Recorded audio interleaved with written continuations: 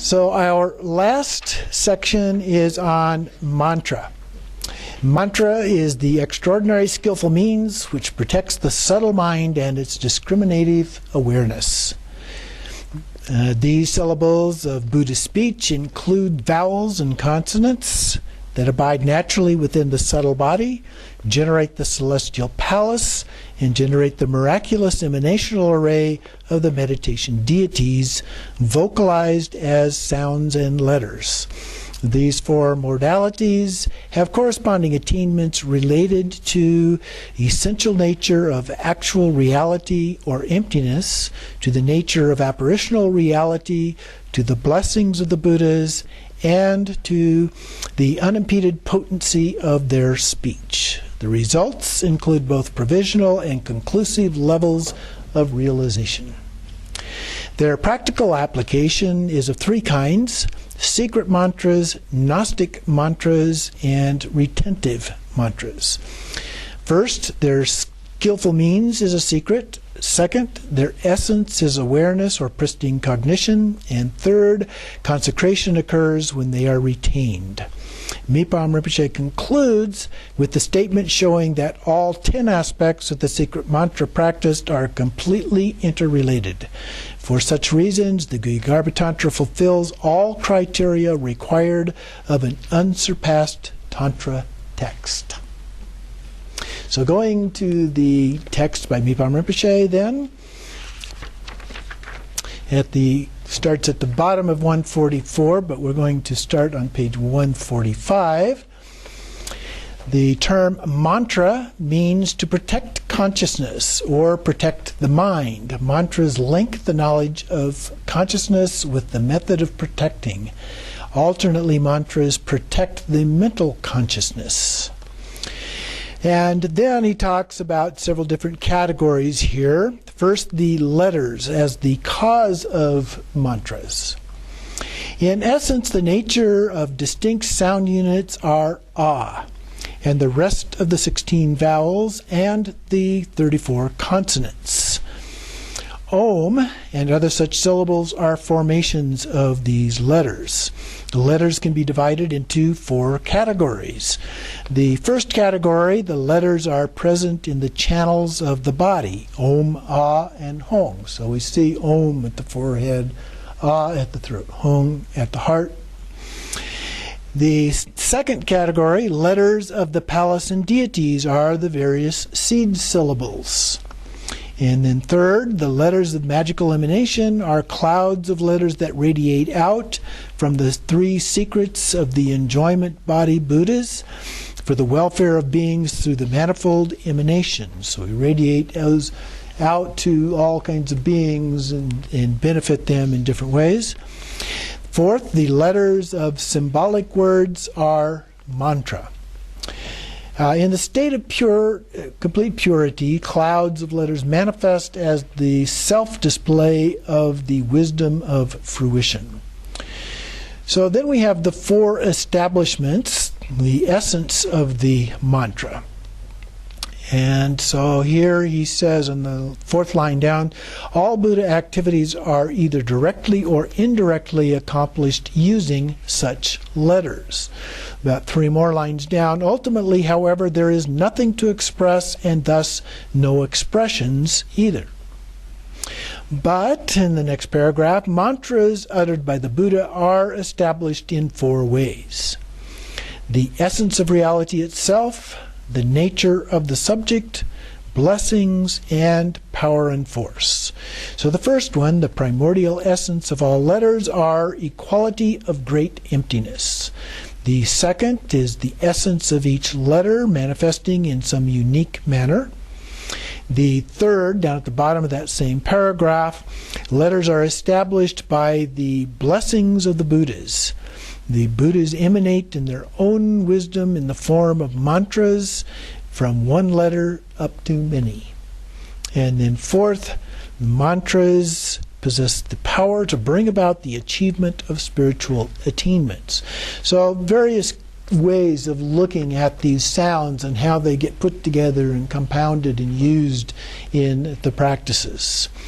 And then the very bottom of the page, the last line there, all verbalizations are primordially present in a state of purity and equality, the mandala of enlightened speech, or pure view, if you will. Sentient beings, however, do not realize this. Their verbal expressions actually become a cause for their own bondage as they fixate upon these as being ordinary. So skipping a couple of paragraphs down below the middle of the page, the paragraph beginning with the word mantras. Mantras are believed to be divine and are recited with faith for this reason. If a mantra is thought to be something ordinary and not seen for what it is, it will not be able to perform its intended function. Just as the moon's reflection, this is at the bottom of that same paragraph, just as the moon's reflection cannot appear without water, mantras cannot function without the presence of faith and other such factors in one's being. Continuing on the next page. Third, we have the unimpeded ability, which is the effect of mantra. In the third line, mantras are the essence of the deity, which invoke the supportive strength of the thus gone ones and carry out various activities.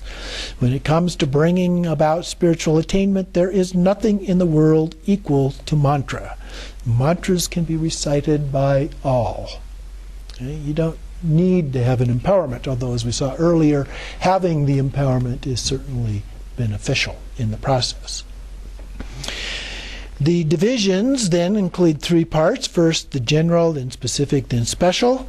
In the general division, the ground, all phenomena dwell primordially as great purity and equality, complete within the state of secret bliss and the nature of one's very own mind. In terms of the path, at the very bottom of that page, the path refers to all paths in which mantras are used. A couple more lines down, the fruition is the actualization of the nature of mind as great bliss, the enlightened body of great wisdom. In terms of the specific divisions, mantra can refer to various objects. The nature may be called mantra. Non-dual wisdom is also termed mantra. The bodies of the deities that symbolize this nature are also referred to as mantra. And collections of scripture, as well as burnt offerings and other ritualistic methods, are also called mantra. Then we have the special divisions. And at the bottom of the page, it refers to three: the secret, the awareness mantra, and retention mantra. And so these mantras can be correlated with emptiness, awareness, and unity, respectively. Alternatively, these three can also be applied in reverse order. In symbolic form, the three types of mantra can be applied to two deities in union, the male deity or female deity, respectively. It is also said that the secret mantras are in the form of the male deity and the other two are the form of the female deity. Mantras can also be correlated with the rituals in the unsurpassed mantra, outer mantra, and sutra, respectively. So he's going through just different ways of classifying the mantras. The second line of the next paragraph, the wisdom of non-dual method and knowledge manifesting as mantra serves to remedy misunderstanding. A couple more lines down, the nature of mindfulness and knowledge manifesting as mantra serves to remedy the degeneration of mindfulness. Next paragraph, alternately, mantras can be classified as retention mantras in being blessed as mantras due to the attainment of the cause of retention, as awareness mantras in essentially being the embodiment of wisdom awareness, and secret mantras in being secret methods that are to be recited. Yet, there is no essential difference between them. Next paragraph, three types of mantra. First, the seed syllable. that functions as the unerring cause. Second, the mantras of the function as conditions for development, such as during the development of the deity, bestowal of empowerment, invocation, and offering. Third, the recitation of the activity mantra, the essence of the deity that is repeatedly recited. And then he goes through several other ones there.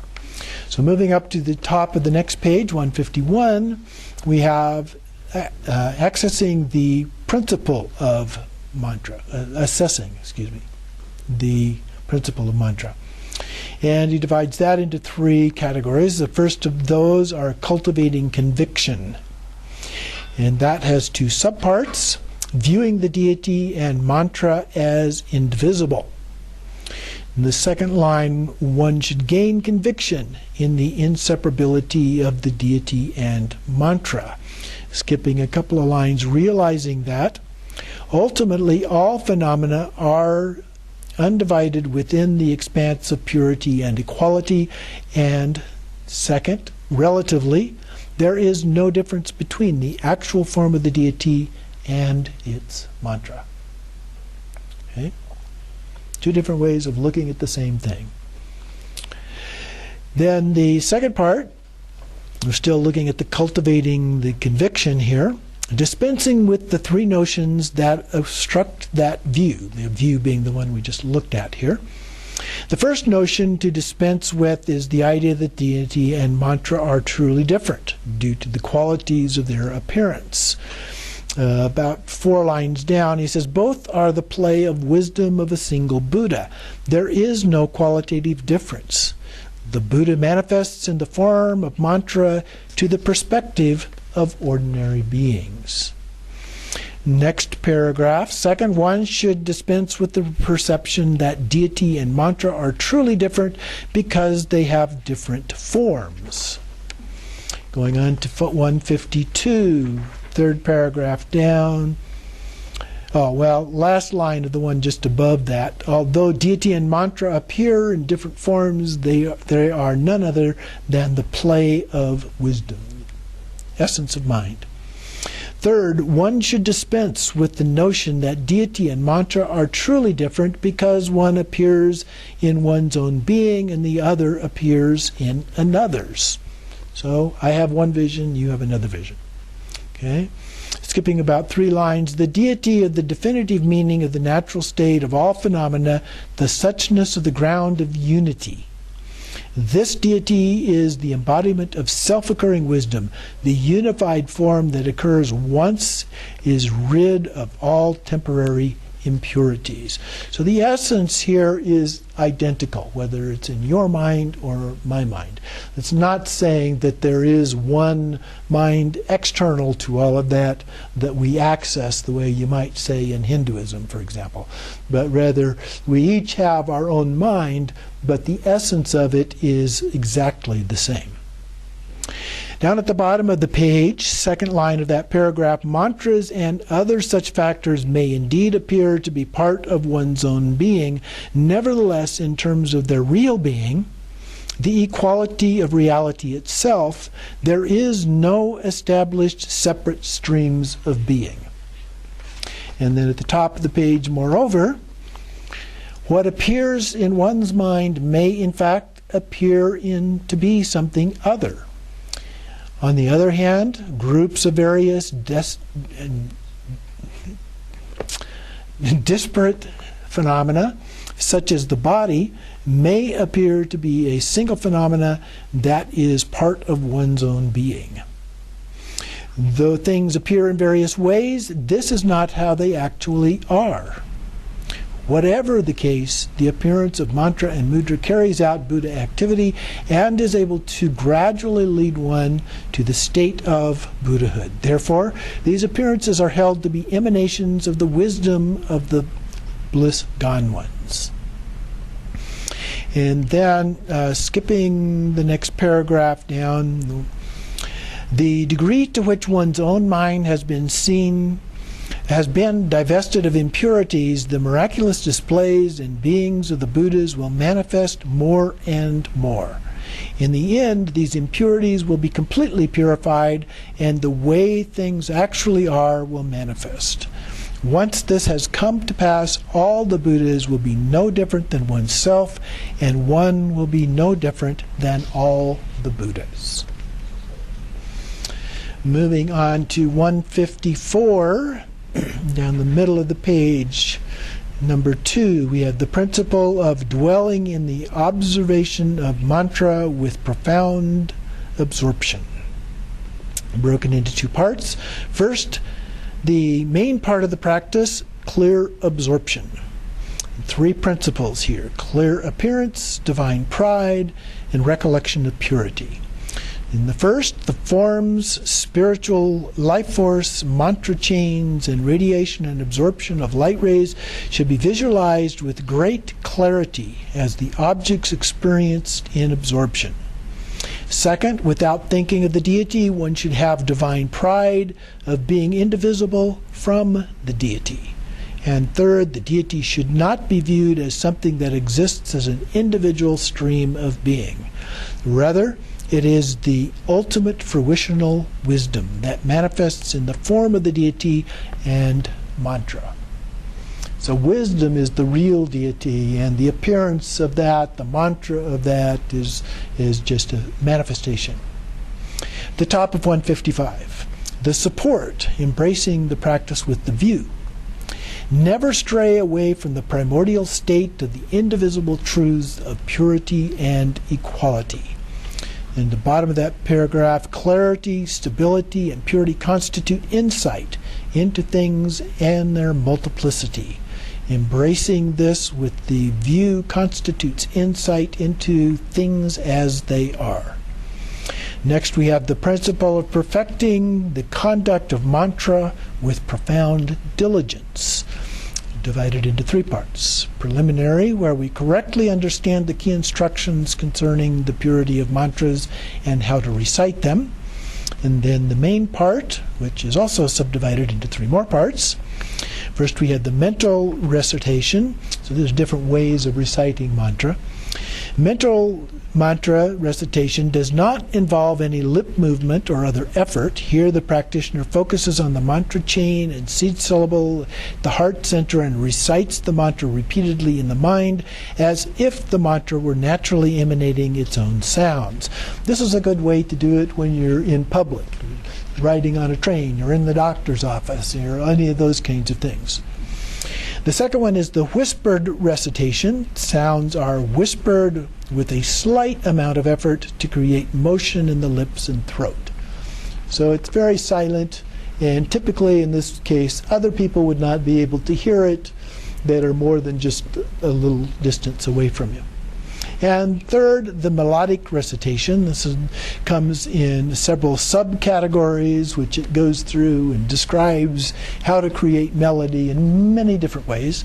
But these are the kinds of things that we typically do when we're reciting mantra, when we're alone or in a group where we can recite those without possibility of disturbing others or creating misunderstandings and so forth.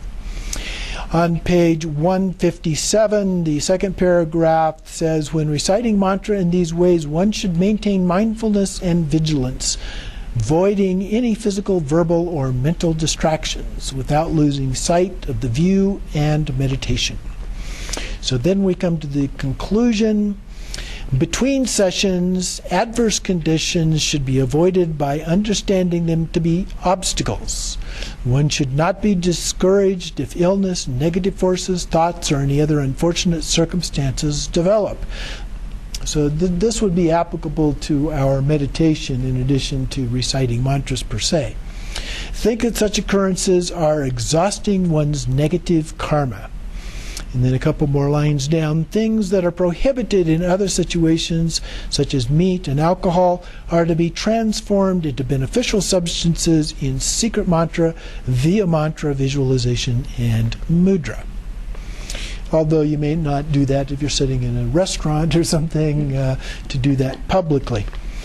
To purify one's being, about 3 lines down, to purify one's being, have stable faith and firmly abide in the samayas. And then another line down, develop the power of mantra. Clothing, jewelry, food, drink, and other such factors should be transformed into the play of wisdom by utilizing mantras, visualizations, and mudras. Finally, the purpose. Mantras function as the cause and conditions for emanating the deities of the mandala. They are the principal and essential wisdom of the Dharma and seal. Going to page 158 then, bottom of the first paragraph.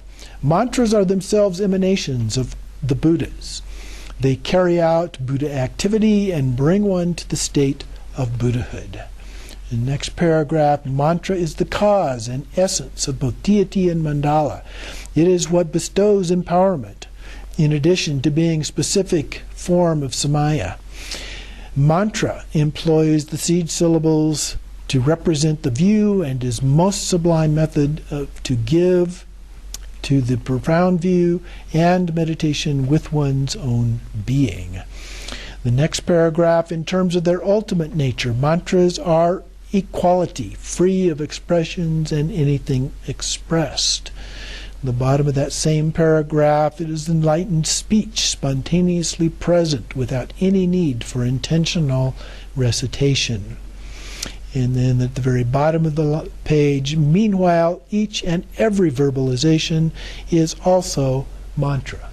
In pure view, all sounds are mantra. So then there's a couple of additional very short sections here. First, the conclusion, the full and complete entrustment. So he's talking here about the manner of this and the recipients of this. So first, entrusting the meaning in a non-dual manner. Samittabhadra is the teacher, and he called out this advice. I'm not going to read all of this, but the nature or natural state is primordially enlightened as great purity and equality. It is known as the secret essence, great perfection, and by other such names. Though in truth we never stray from this primordial state of Buddhahood, some do not realize this nature. At the very bottom of that page, although there are various such presentations, there are nothing more than paths leading to this ultimate vehicle of the secret essence. Then on the next page, in this second paragraph, down about 5 lines, on a temporal level, the various vehicles they teach each give rise to the abandonments and realizations of their respective paths, yet ultimately they are methods that provide access to this secret essence. Third line in the next paragraph, there is no transcending it, and it cannot be destroyed. A couple more lines down, one who realizes this in the correct manner and imparts it flawlessly to another is no different from me, Samittabhadra. And in the next paragraph, no longer quoting Samittabhadra here, there are 2 ways to uphold the Dharma: to practice the Dharma of realization and to explain the Dharma of Scripture. Therefore, this Tantra is upheld by realizing the meaning and then communicating it to others, selected others. Once one has internalized this profound nature of reality, one will be indivisible with the wisdom mind of the teacher of this Tantra. Empowerment will also be perfected, since empowerment here means simply to give rise to this sort of profound wisdom. Going to page 161, at the bottom, about the 4th line up, the meaning of the Tantra into 4 types of appearance.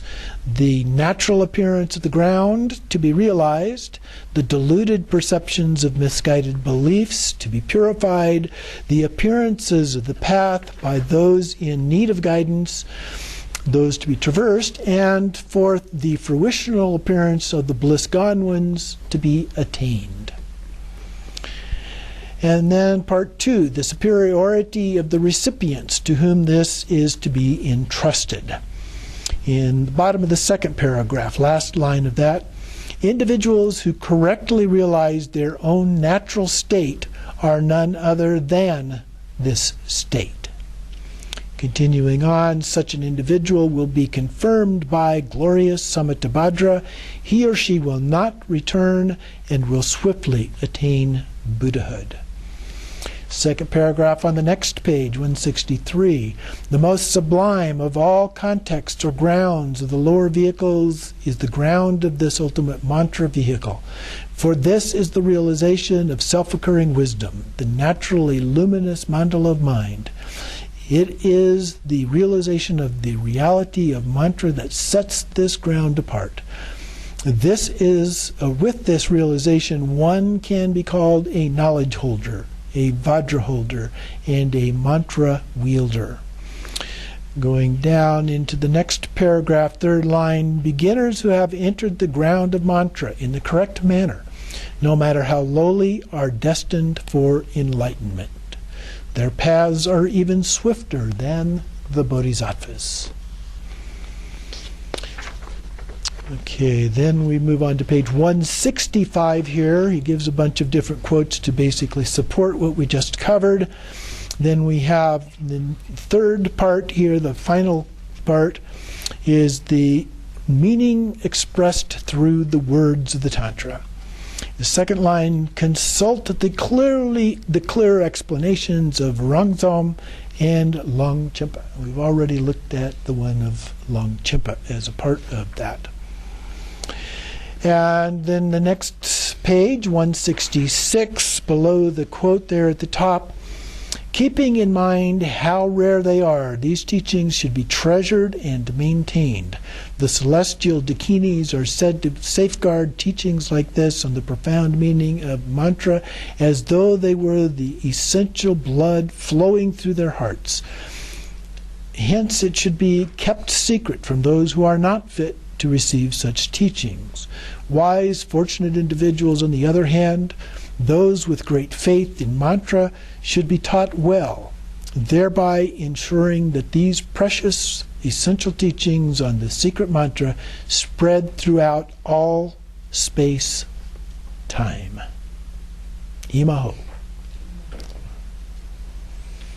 So that concludes all of the teachings that we have here on the Guhyagarbha Tantra. We've looked at the practices, we looked at the root text, we looked at Longchenpa's explanation, we looked at Mipham's explanation, and so forth.